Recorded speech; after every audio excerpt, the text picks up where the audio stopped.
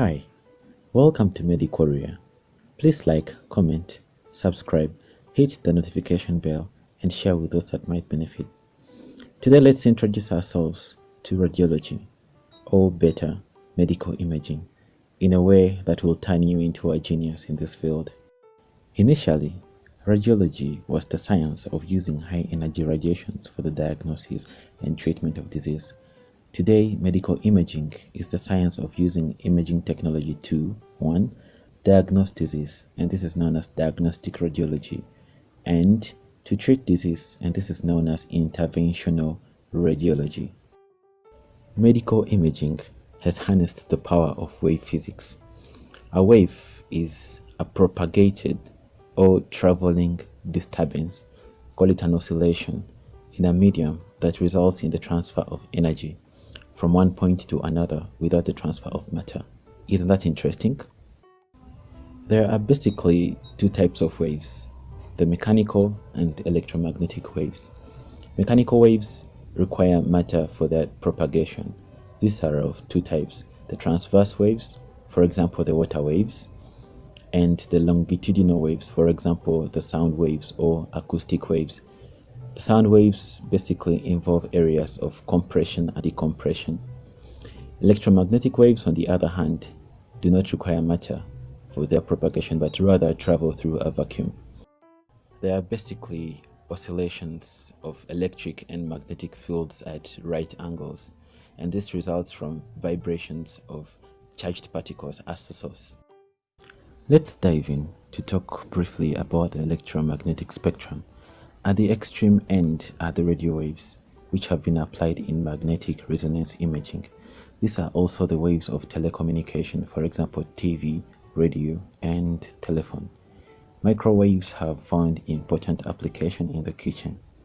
Infrared waves have been applied in the infrared temperature gun, the infrared vein finders, among others.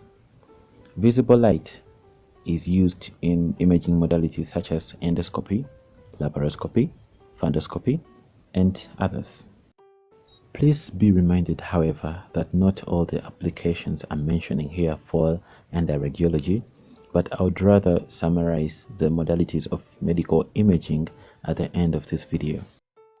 Alright, let's proceed. Ultraviolet radiations have been applied in sterilization of surgical equipment and in infection control. X-rays were the first electromagnetic radiations to be used in radiology and still form an important part of today's techniques to give us the different shades of gray.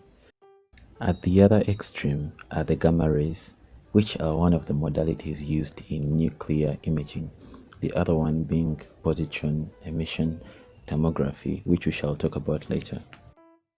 Please note that moving across this spectrum from radio waves to gamma rays, the wavelength of these waves go on reducing, with radio waves having wavelength of several kilometers and gamma rays having wavelength as short as a few microns, called them micrometers. Conversely, as the wavelength reduces, the frequency goes on increasing because all these waves satisfy the wave equation and all electromagnetic waves travel at the speed of light. Therefore, if we are to bring in the Planck's quantum equation, it means that the energy of electromagnetic waves increases from radio waves to gamma rays. Therefore, it simply means that the strength of these radiations increases, and therefore their damaging effects also increase as we go towards the gamma rays. So this means that high energy ultraviolet rays, X-rays, and gamma rays are all ionizing radiations, whereas low energy ultraviolet rays and all the weaker radiations are non-ionizing radiations. Isn't that beautiful to learn? We shall break down sound waves into three. Infrasound are the low frequency sounds of frequency below 20 Hz. These are too soft to be heard with our ears. These have been applied in seismocardiography, which assesses the function of the heart by detecting the low frequency vibrations that the heart sends through the chest wall. They have also been applied in seismography, which is the technique by which geologists tell us that there is an earthquake coming soon. Audible sound is that of a frequency between 20 Hz and 20,000 Hz.